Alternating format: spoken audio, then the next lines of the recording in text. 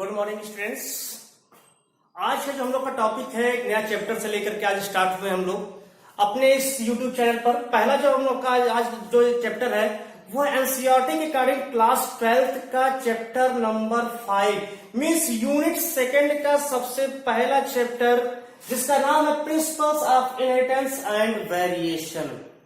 अब यहाँ पर विभिन्नताएं एवं वंशागति का सिद्धांत, इस जो चैप्टर है इस चैप्टर को हम लोग पढ़ेंगे। बहुत अच्छी चैप्टर, बहुत ही ज्यादा इसमें इंटरेस्टिंग है। इस चैप्टर को अगर पढ़ा जाए तो काफी इंटरेस्ट यहाँ पर आएगा।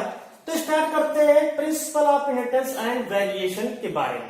सबसे पहले तो समझते हैं कि इस चैप्टर में हम लोग को पढ़ना क्या क्या है। मीन्स इसमें पढ़ना हम लोग को जेनेटिक्स आनुवंशिकी सबसे इंपॉर्टेंट टॉपिक है अकॉर्डिंग टू नीट या फिर वनडे एग्जाम्स या फिर जो है बोर्ड एग्जामिनेशन के अगर संदर्भ में इसको देखा जाए तो सबसे इंपॉर्टेंट चैप्टर माना जाता है principles of inheritance and variation. Chapter number 5 है, यूनिट सेकंड का पहला चैप्टर आज हम लोग जो है स्टार्ट करने जा रहे हैं। तो यहाँ पर इसको देखते रहेंगे कि कैसे जो है जेनेटिक्स होता है क्या और जेनेटिक्स में क्या क्या हम लोग को पढ़ना, बहुत ही ज्यादा जो है यहाँ पर इंटरेस्ट आने वाला है क्योंकि बहुत ही इंटरेस्टिंग जो चैप्टर है।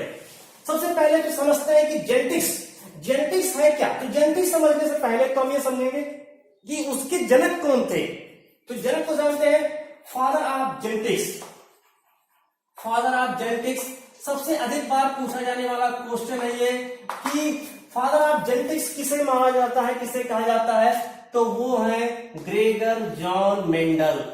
ग्रेगर जॉन मेंडल को जो है फादर ऑफ जेनेटिक्स के नाम से जो है जानते हैं। फादर ऑफ मॉडर्न जेनेटिक्स भी कह सकते हैं, लेकिन ध्यान रहे फादर ऑफ ह्यूमन जेनेटिक्स नहीं कह सकते हैं। फादर ऑफ ह्यूमन जेनेटिक्स ये नहीं है, ये फादर ऑफ जेनेटिक्स है। ग्रेगर जॉन मेंडल को फादर ऑफ जेनेटिक्स कहा जाता है। तो सबसे पहले जेनेटिक्स होता क्या है, ये आनुवंशिकी आखिर है क्या। तो जेनेटिक्स यानी आनुवंशिकी होता क्या है। आनुवंशिक, आनु मतलब होता है आगे की और वंश मतलब पीढ़ी, यानी कि जहां पर हम निरंतर आगे आने वाली पीढ़ियों का अध्ययन करते हैं। ऐसा कोई भी विज्ञान, ऐसा विज्ञान जिसमें हम निरंतर आगे आने वाली पीढ़ियों का अध्ययन करते हैं उसको कहते हैं आनुवंशिकी। अनु मतलब आगे की ओर, वंश मतलब पीढ़ी, आगे की ओर निरंतर बढ़ने वाली पीढ़ियों का अध्ययन करने की शाखा को कहते हैं आनुवंशिकी। तो ये यहाँ पर है, इन्होंने सबसे पहले जो है ग्रेगर जॉन मेंडल ने इसकी नींव रखे। उन्होंने जो है अपना जो प्रयोग है वो अपना प्रयोग मटर के पौधे पर किया। किस पर एक्सपेरिमेंट किया, ये भी क्वेश्चन ध्यान रहे। तो एक्सपेरिमेंट इन्होंने जो किया वो था मटर के पौधे पे। कौन सा मटर का पौधा, गार्डन पी, बागीचे वाला मटर, उद्यान मटर। तो गार्डन पी पर किया जिसका बोटेनिकल नेम क्या होता है, पाइसम सेटाइवम। पाइसम सेटाइवम इसका होता है, जिसको क्या कहते हैं, गार्डन पी कहते हैं। गार्डन पी क्यों इन्होंने गार्डन पी पर किया, क्योंकि ये पादरी थे। इन्होंने अपने बगीचे में उग रहे जो उद्यान मटर था उस पर इन्होंने अपना प्रयोग किया। क्यों चयन किया इन्होंने जो है गार्डन पी का, क्यों इन्होंने मटर का चयन किया, तो उसकी भी यहाँ पर जो कुछ, अगर हम पी के बारे में बात करें, इसके इस जो है कुछ इसके साइलेंट फीचर को देखा जाए कि इसमें ऐसी कौन सी फीचर पाई जा रही थी जिसके कारण मेंडल ने इस पौधे का चयन ही किया। तो सबसे पहले जो इसका फ्लावर होता है वो जान ले, इसका फ्लावर जो होता है वो हर्माफ्रोडाइट होता है। वो हर्माफ्रोडाइट होता है। हर्माफ्रोडाइट का मीन्स क्या है, ये यहाँ पर जो है बाइसेक्सुअल होता है। मतलब हर्माफ्रोडाइट मतलब बाइसेक्सुअल होता है, द्विलिंगी पुष्प होता है। Means male and female flowers are both are present in one plants. तो ये यहाँ पर जो है दोनों मेल एंड फीमेल पार्ट्स और both are present in one flower भी कह सकते हैं, यानी एक ही पुष्प में मेल एंड फीमेल दोनों यहाँ पर प्रेजेंट होते हैं। दूसरी चीज है ये एनुअल हर्ब है। एनुअल हर्ब है, क्या है, एनुअल हर्ब है।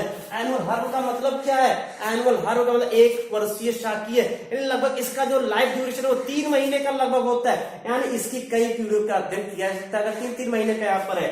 तो ये एनुअल हर्ब होता है। दूसरी चीज, और शाकीय, हर मतलब शाकीय जो है होता है आसानी से इसको जो है संभाल सकते हैं। काफी छोटा होता है, मतलब इसके प्लांट की बात करें तो प्लांट शॉर्ट होता है, शॉर्ट प्लांट्स होते हैं, तो इसलिए इसका भी यहाँ पर जो अध्ययन किया जा सकता है। और सबसे यूनिक चीज यहाँ पर इसके जो करोला होता है, द मोस्ट इंपॉर्टेंट टॉपिक आ गया।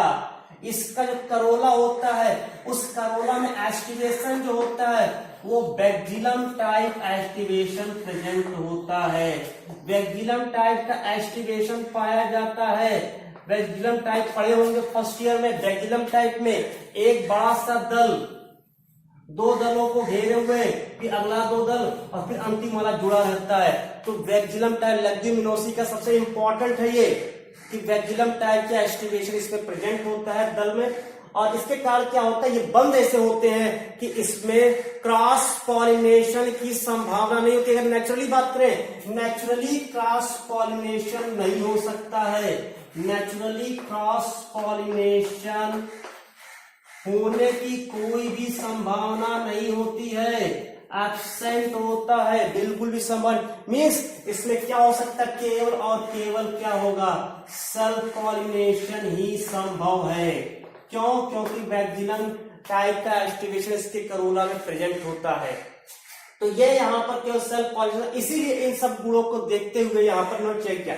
इसके अलावा इसमें जो है कुछ डोमिनेंट एंड रेसेसिव कैरेक्टर भी आसानी से प्रकट हो रहे थे। डोमिनेंट एंड रेसेसिव ट्रेट्स, जो रेसेसिव कैरेक्टर है, ट्रेट्स जिसको कहते हैं, ये भी यहाँ पर प्रेजेंट थे, जिसके आधार पर इसको आसानी से जो है हम लोग क्लासिफाइड कर सकते। तो ये इसके कुछ साइलेंट फीचर थे पी के, जिसके कारण इन्होंने इस पर किया। तो इन्होंने जो अपना प्रयोग है इसको इन्होंने लिखा किसमें, तो इनकी कोई बुक नहीं थी, पहले जान ले। इन्होंने एक पत्रिका छपी थी, और पत्रिका किसमें छपी थी, 1866 ईस्वी छपी थी। कब? 1866 किसमें, एनुअल, उसका नाम क्या था, annual proceeding, annual proceeding of natural history society of Brunn. तो ये पत्रिका था, इसी में जो है इनका एक पेपर जो छपा था, पेपर पब्लिश कब हुआ था, 1866 में। 1866 में पेपर इनका पब्लिश हुआ। लेकिन उस समय तक जब इनका पेपर पब्लिश हुआ तो वहां तक किसी भी वैज्ञानिकों ने इस पर बहुत ज्यादा जो है शोध नहीं किया, इस पर ध्यान ही नहीं दिया। इसके आफ्टर 34 ईयर, यानी 34 वर्ष के बाद, कब 34 वर्ष होगा, 1900 होगा, जोड़ लेंगे तो 34 वर्ष के पश्चात सन 1900 ईस्वी में 3 वैज्ञानिक हैं जिन्होंने सबसे पहले मेंडल का जो है, मेंडल की पुनर्खोजकर्ता के रूप से जानते हैं, और उन्होंने न्यू मेंडलिज्म यहाँ पर दिया, न्यू मेंडलिज्म प्रस्तुत किया। यानी मेंडल ने जो अपने सिद्धांत दिए थे उन सिद्धांतों को जो है उन्होंने लागू किया, और उन्होंने पाया कि जो मेंडल ने बताया वो 100% सही है। अपना उन्होंने प्रयोग किया। कौन कौन से 3 वैज्ञानिक थे, तो ध्यान रखना तीनों वैज्ञानिक का नाम, एक थे कार्ल कोरेंस, कार्ल कोरेंस थे, कहां के रहने वाले थे, ये जर्मनी के रहने वाले थे। कहां के रहने वाले थे, ये जर्मनी के रहने वाले थे। एक थे ह्यूगो डी ब्रीस, ह्यूगो डी ब्रीस, ये कहां के रहने वाले थे, ये हॉलैंड के रहने वाले थे। और एक और कौन थे, एक थे Eric von शर्मैक। Eric von शर्मैक Austria के रहने वाले थे। तो इस तरह से जो है 3 वैज्ञानिक, Carl Correns, Hugo de Vries and Erich von Tschermak, in 1900 में आफ्टर 34 ईयर, इनके जो पेपर पब्लिश हुआ था उसके आफ्टर 34 ईयर इन 1900 में जो है 3 scientist Carl Correns, Hugo de Vries and Erich von Tschermak, इन्होंने क्या किया, इन्होंने मेंडल के दिए गए सिद्धांतों के अनुसार जो है मेंडल के नियम को प्रस्तुत किया। मेंडल ने नियम नहीं दिया, मेंडल ने प्रिंसिपल दिया, मेंडल ने सिद्धांत दिया, मेंडल ने 4 निष्कर्ष निकाले थे। उन्हीं 4 निष्कर्षों के आधार पर इन्होंने उनके जो है नियम वहां पर फॉलो किए। तो इस तरह से जो है जो एक हिस्ट्री थी वो हिस्ट्री सामने आई कि मेंडल का जो है, मेंडल के जो नियम है या मेंडल की जो भी विचारधारा थी वो किस प्रकार से यहाँ पर जो है आई। तो ये 3 साइंटिस्टों ने जो है, Carl Correns, Hugo de Vries और एरिक वान शर्मैक, इसको याद रखिएगा, शहर के नाम के साथ कंपटीशन में पूछा जाता है, तो ये ध्यान रहे कि इसके शहर के नाम के साथ इनको याद रखना। और सन याद रखना 1900 में मेंडल के पुनर्खोजकर्ता के रूप में ये जाने गए। तो ये था पूरा जेनेटिक्स के बारे में छोटा सा टॉपिक।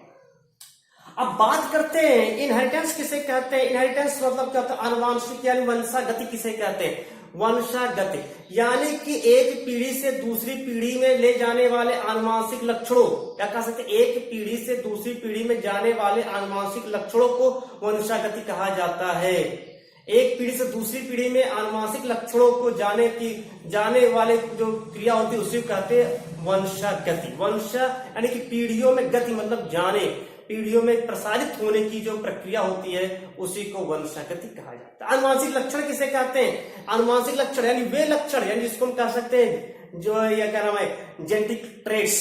आनुवांशिक लक्षण किसे कहते हैं, आनुवांशिक लक्षण यानी कि वे लक्षण जो माता पिता अथवा पूर्वजों से उनके संतानों अथवा पीढ़ियों में लगातार प्रसारित होते रहते हैं, उन्हें हम आनुवांशिक लक्षण कहते हैं। तो ये था इसके जेनेटिक्स के स्टार्टिंग में। अब स्टार्ट करते हैं हम लोग, सबसे पहला टॉपिक जो है यहाँ पर स्टार्ट करते हैं। सबसे पहले प्रिंसिपल्स ऑफ मेंडल। जो मेंडल ने प्रिंसिपल दिया था फिर उसके यानी जिसको निष्कर्ष भी कहते हैं, उस निष्कर्ष को यहाँ पर हम लोग आगे बढ़ेंगे तब वहां पर monohybrid toss and dihybrid toss को भी पढ़ा जाएगा। तो पहले यहाँ पर प्रिंसिपल देख लेते हैं। प्रिंसिपल को अगर थोड़ा सा ध्यान से देखेंगे तो हमें उसके नियम को भी आसानी से समझ सकते हैं। तो सबसे पहला जो टॉपिक है इसमें आते हैं प्रिंसिपल। लेकिन उससे पहले छोटा सा और एक क्वेश्चन का समाधान कर दिया जाए। एक क्वेश्चन का और समाधान करते हैं, पहले सोच रहे हैं क्या समाधान। एक क्वेश्चन आता दिमाग में कि genetics, father of genetics Gregor John Mendel. तो जेनेटिक्स शब्द का सबसे पहले प्रयोग किसने किया, जेनेटिक्स वर्ड गिवन बाय, किसने दिया, ये क्वेश्चन आ गया। तो ये मेंडल ने नहीं दिया था, इसको बेटसन ने दिया था। किसने दिया था, बेटसन ने जो इस शब्द का प्रयोग किए थे। बेटसन ने जेनेटिक शब्द का प्रयोग 1905 ईस्वी में किए थे। ध्यान रहे 1905 में, 1905 ईस्वी में बेटसन ने सबसे पहले जेनेटिक शब्द का प्रयोग किए थे। तो अब आते स्टार्ट करते हैं सबसे पहले प्रिंसिपल्स ऑफ मेंडल। तो अब यहां पर जो प्रिंसिपल्स देखेंगे ऑफ मेंडल, मेंडल के अगर प्रिंसिपल की बात किया जाए, उन्होंने 4 निष्कर्ष निकाले थे। अब 4 जो निष्कर्ष थे उस 4 निष्कर्ष पर, प्रथम 3 निष्कर्ष पर मोनोहाइब्रिड और चौथे निष्कर्ष पर तीसरा नियम दिया गया था जिसको हम डाइहाइब्रिड कहते हैं। तो चारों प्रिंसिपल को यानी चारों निष्कर्ष को नाम कर लेते हैं, इसके बारे में समझ लेते हैं होता क्या है, फिर आगे लोग मोनोहाइब्रिड डाइहाइब्रिड पढ़ेंगे। पहला था फैक्टर ऑफ जेनेटिक्स। पहला क्या है, फैक्टर ऑफ जेनेटिक्स, आनुवांशिकी के कारक। इन्होंने क्या बताया, मेंडल ने बताया कि जो लक्षण, क्योंकि उस समय जीन शब्द का प्रयोग, ध्यान रहे जीन शब्द का प्रयोग 1909 ईस्वी में हुआ था, ठीक है, जोहानसन ने किया था। तो जीन शब्द का प्रयोग उस समय नहीं हुआ था। और तो इनकी तो बात तो है 1857 से लेकर के 1864 ईस्वी तक इन्होंने अपना पूरा प्रयोग किया था। मेंडल ने अपना प्रयोग किया था वो 1857 से लेकर के 1864 ईस्वी तक किए थे। और 1909 ईस्वी में जाकर के जो है जीन शब्द का प्रयोग जोहानसन के द्वारा किया गया था। यानी वहां पर जीन था ही नहीं, उस समय जीन था नहीं, तो जब जीन नहीं था तो उसको नाम क्या दिया, उन्होंने नाम दिया फैक्टर। क्या नाम दिया, फैक्टर नाम दिया, कारक नाम दिया। उन्होंने कहा कि कोई ऐसा कारक प्रेजेंट होता है, एक ऐसा कारक पाया जाता है जो कारक उसके आनुवांशिक जो लक्षण जिसको कहा गया बाद में, जो कारक है जो उसके पीढ़ियों से उसके आने वाली पीढ़ियों में निरंतर प्रसारित होता रहता है, और उसीलिए उन्होंने उसको कहा फैक्टर ऑफ जेनेटिक्स। यानी सभी आनुवांशिकी के कारक, यानी कि जो लक्षण एक पीढ़ी से दूसरी पीढ़ी प्रसारित होते हैं, यानी वे आनुवांशिक लक्षण जो एक पीढ़ी से दूसरी पीढ़ी प्रसारित होते हैं, उनको ले जाने वाला कोई ना कोई कारक निश्चित रूप से पाया जाता है। उसी कारक को उन्होंने कहा कारक जो है क्या नाम, आनुवांशिकी के कारक या फैक्टर ऑफ जेनेटिक्स कहा। तो ये पहला प्रिंसिपल। दूसरा जो प्रिंसिपल था इनका, dominance and recessive, dominance and recessive, प्रभाविता और अप्रभाविता, या प्रबलता या अप्रबलता। इन्होंने कहा कि सभी जो आनुवांशिक लक्षण होते हैं उसमें से कुछ प्रबल लक्षण होते हैं, कुछ अप्रबल लक्षण होते हैं, कुछ प्रबल लक्षण होते हैं और कुछ निश्चित रूप से अप्रबल लक्षण भी पाए जाते हैं। अभी हम यहाँ नियम नहीं पढ़ रहे कि उसके बारे में लाभ डोमिनेंस बताएंगे, अभी क्यों इतना जानना है कि कुछ उन्होंने कहा कि जो आनुवांशिक कारक है उस आनुवांशिक कारक में कुछ प्रबल कारक होते हैं और कुछ अप्रबल कारक होते हैं। तीसरा क्या है, तीसरा है सेग्रीगेशन। इन्होंने एक चीज और कहा कि जब आनुवांशिक लक्षणों का प्रसार एक पीढ़ी से दूसरी पीढ़ी में होता है तो उसमें अलगाव भी होता है, पृथक्करण होता है, अलगाव हो जाता है, तो कभी कभी आनुवांशिक जो रोग है वो समाप्त हो जाते हैं। तो इस तरह से जो है यहाँ पर सेग्रीगेशन यानी सभी जो कारक है उन कारकों में पृथक होने की क्षमता पाई जाती है। और चौथा होता है यहाँ पर जो पहला factor of genetics dominant and segregation, और उसके बाद आता है इंडिपेंडेंट असॉर्टमेंट। इंडिपेंडेंट असॉर्टमेंट, स्वतंत्र अभ्यूहन। इन्होंने एक चीज और कहा कि जब पृथक होते हैं तो ऐसा नहीं कि वो नहीं जुड़ सकते, कोई भी कारक किसी भी कारक से जुड़ने के लिए पूरी तरह से स्वतंत्र होता है, कोई भी कारक किसी कारक से जुड़ सकता है। यानी इन्होंने 4 प्रिंसिपल दिया। पहला क्या दिया, आनुवांशिकी के कारक, यानी कारक होते जो कारक आनुवांशिक लक्षणों को ले जाता है। दूसरा क्या कहा, उसमें कुछ प्रबल होते कुछ अप्रबल होते। तीसरा क्या क्या, उनमें अलगाव होने की क्षमता होती। चौथा क्या कहा कि कोई भी 2 कारक आकर के जुड़ सकते हैं। तो ये 4 प्रिंसिपल यहां पर दिया गया था। और अब स्टार्ट करते हैं मोनोहाइब्रिड क्रॉस। तो पहला टॉपिक मोनोहाइब्रिड क्रॉस। देखिए जो मेंडल का यहां पर दिया गया मोनोहाइब्रिड क्रॉस, एक गुण संकर संकर। मोनोहाइब्रिड क्रॉस जो है इनके 3 निष्कर्षों पर आधारित है, factor of genetics, dominance and recessive and segregation. तो 3 निष्कर्षों पर आधारित है मोनोहाइब्रिड क्रॉस। इस 3 निष्कर्षों के आधार पर ही मोनोहाइब्रिड क्रॉस प्रस्तुत किया गया। इस मोनोहाइब्रिड क्रॉस में क्या किया गया कि किसी एक ही पौधे के एक ही लक्षण का चयन करके उनके मध्य संकरण करा दिया गया। अब ये क्वेश्चन कैसे संकरण कराया गया, अभी तो मैंने कहा क्रॉस पॉलिनेशन नहीं हो सकता है, अभी जस्ट इसके पहले, लेकिन मैंने क्या कहा नेचुरली क्रॉस पॉलिनेशन नहीं हो सकता है, आर्टिफिशियली तो हो सकता है। तो इन्होंने क्या किया, 2 प्लांट्स ले लिए। कैसे लिए, एक पौधा ले लिए लंबा, टाल ले लिए, ठीक है, मान लेते चलिए एक पौधा बना देते हैं।